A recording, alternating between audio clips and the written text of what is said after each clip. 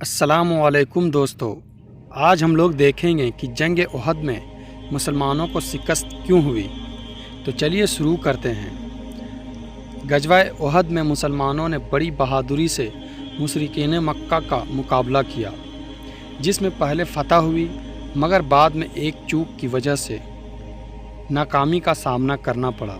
जंग शुरू होने से पहले रसूलुल्लाह सल्लल्लाहु ताला अलैहि वसल्लम ने 50 तीर अंदाज़ों की एक जमात को पहाड़ की घाटी पर, जहां से दुश्मनों के हमले का खतरा था, मुकर्रर कर दिया और यह ताकीद फरमाई कि जंग में फतह हो या शिकस्त, तुम अपनी जगह से हरगिज़ ना हटना।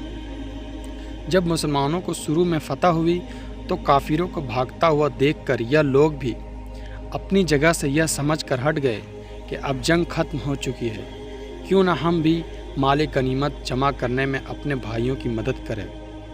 उनकी अमीर हज़रत अब्दुल्ला बिन जुबैर रज़ियल्लाहु ताला अन्हो ने बार बार रोकने की कोशिश की, लेकिन उन्होंने फतह की खुशी में बात ना सुनी और पहाड़ से नीचे उतर गए।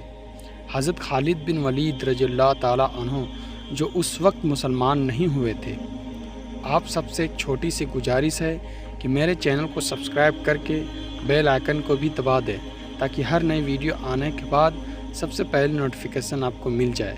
तो चलिए आगे बढ़ते हैं। और कुफ़ार की तरफ से लड़ रहे थे। जब उस जगह को खाली देखा तो पीछे से हमला कर दिया।